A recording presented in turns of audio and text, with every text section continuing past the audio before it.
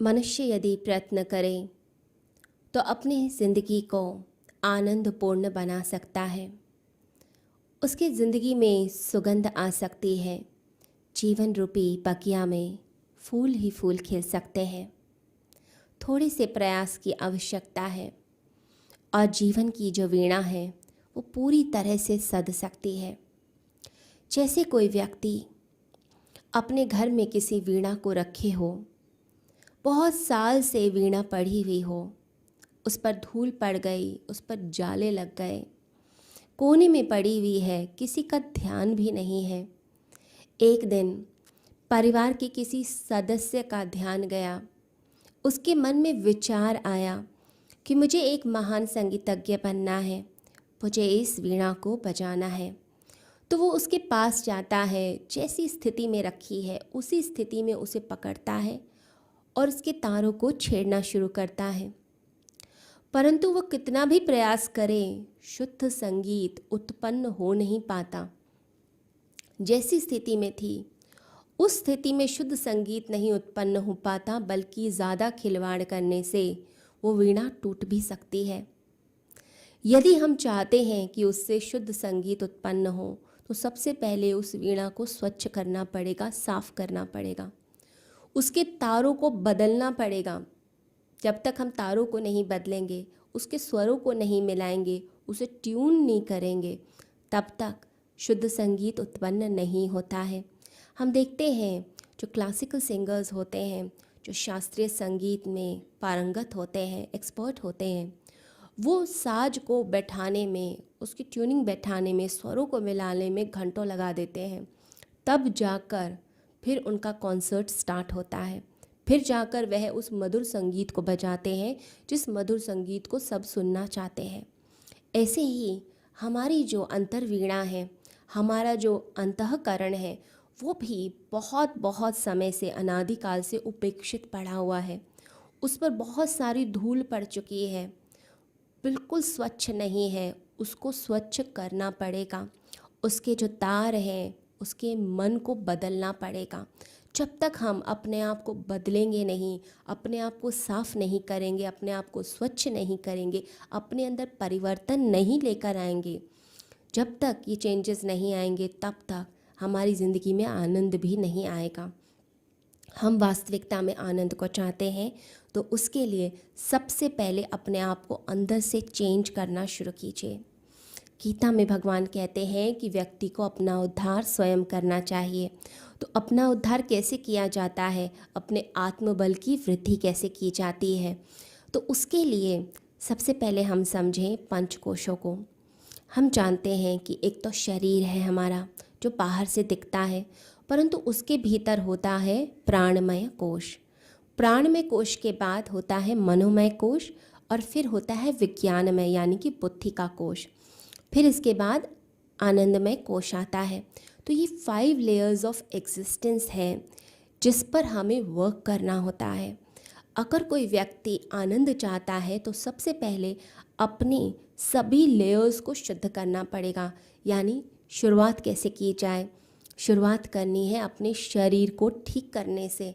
जिसके अंदर रोग है, जिसके पैरों में दर्द है, जिसको हार्ट की प्रॉब्लम हो रही है, जिसकी पूरी बॉडी अस्त व्यस्त है, हार्मोन्स इम्बैलेंस हो रहे हैं, वो कैसे उस आनंद को, उस खुशी को एंजॉय कर सकता है, कैसे उसे पी सकता है?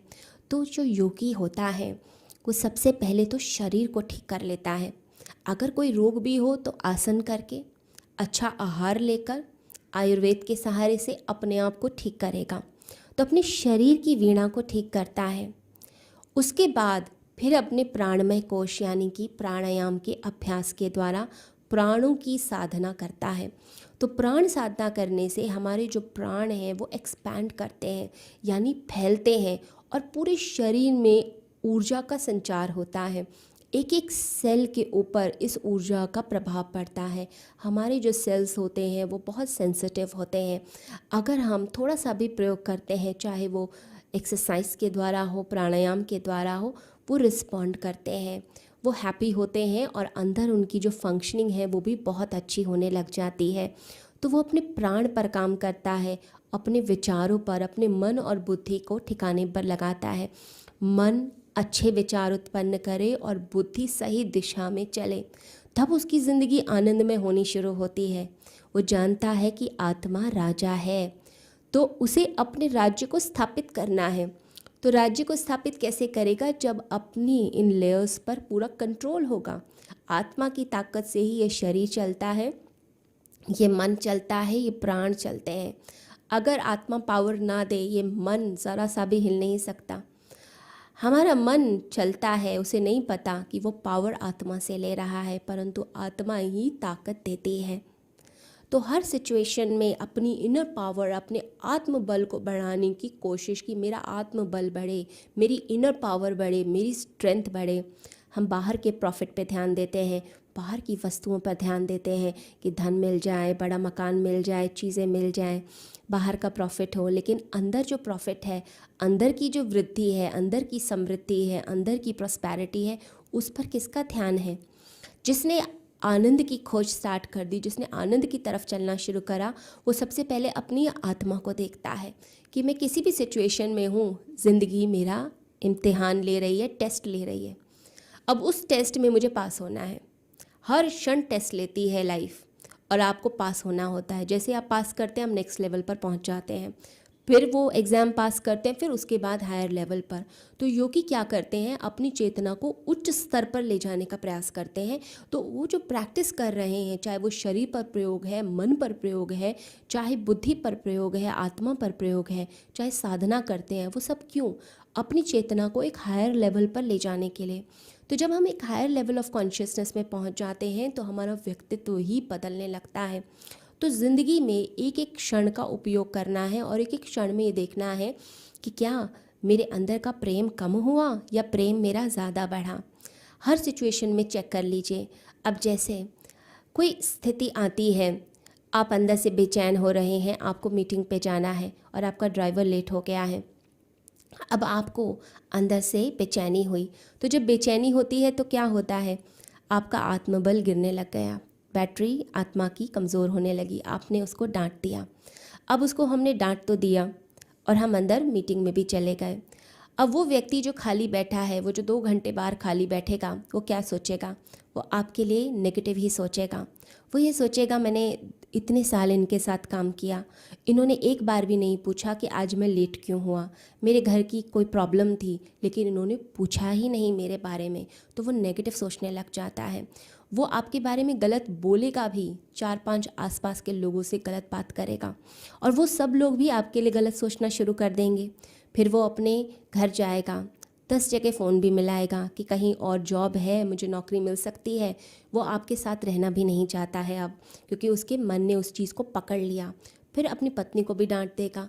तो जितने भी लोग हुए, 6-7 लोग, 8 लोग, वो सब आपके लिए नेगेटिव सोच रहे हैं।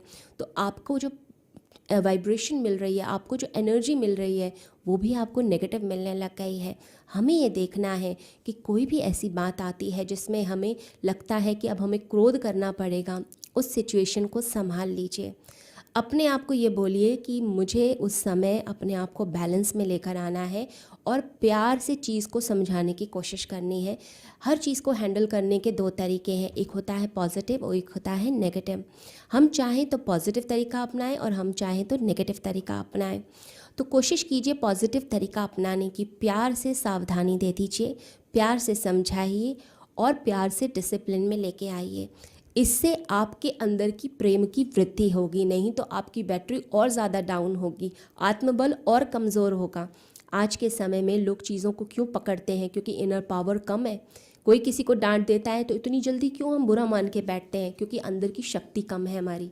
अपने आत्मबल को बढ़ाएं, रोज़ सुबह 1 घंटा ध्यान करें, वो आपके अंदर आनंद लाएगा, आपकी आत्मा की शक्ति को बढ़ा के देगा। और साथ ही साथ समता की प्रैक्टिस। लोग आपके बैलेंस को हिलाते हैं, आपके आत्मबल को गिराते हैं। कैसे? जब आप निंदा में और स्तुति में डोल जाते हैं।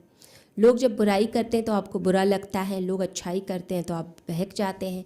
लोग तारीफ़ करेंगे, चापलूसी करेंगे, आपके कपड़ों की, आपके टैलेंट की तारीफ़ करेंगे। क्यों? क्योंकि वो जानते हैं कि आप अपनी पोजीशन से जैसे हिले, जैसे ही आत्मबल हिला तुरंत वो अपना काम कर लेते हैं, यानी आपसे फ़ायदा उठाते हैं। तो अपने आप को बैलेंस में रखने का प्रयास कीजिए और साथ ही साथ छोटी छोटी चीज़ों में खुशी ढूंढिए। छोटी छोटी चीज़ों में खुशी, हर चीज़ में ऐसा हो कि मैं आनंद से जीवन को बिता रहा हूँ। जिस चीज़ की प्रैक्टिस ज़्यादा होती है वो चीज़ ज़िंदगी में ज़्यादा बढ़ जाती है। आप ज़्यादा क्रोध करेंगे, क्रोध बढ़ेगा। आप खुशी की प्रैक्टिस करेंगे, खुशी बढ़ जाएगी। तो खुशी को बढ़ाएं और साथ ही साथ जो गुरु की शक्ति है, जो एक ऐसा दिया है जो जलता है, उस दिए के साथ अपने दिए को जब हम रखते हैं तो हमारा दिया भी जल जाता है। तो गुरु के साथ जुड़े रहें, सद्गुरु की वाणी से जुड़े रहें, उनके प्रवचनों को सुनना और उस ज्ञान को अपने भीतर उतारना। जब हम इसकी प्रैक्टिस कर लेते हैं और अपने जीवन की वीणा को पूरी तरह से साथ लेते हैं तो संगीत उत्पन्न होता ही होता है, आनंद आता ही आता है। ईश्वर करे आप सभी की ज़िंदगी में आनंद, खुशियाँ, प्रसन्नता आए। सभी को मेरा हरिओम।